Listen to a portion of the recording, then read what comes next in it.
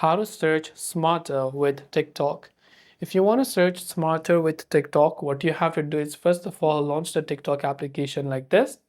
And this is the interface that you should be able to see.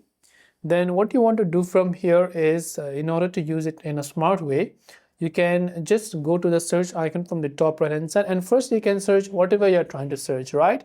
But then you can sort or filter them. So you can tap the three dots icon from the top right hand side if you don't find what you're looking for.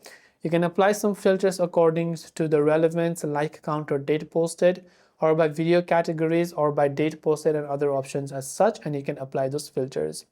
Now, if you're under the comment section of a certain video and there you can see the search indicators of those, then you can also go ahead and then try to search for those instead, and you'll be able to get a short result of all of those over there.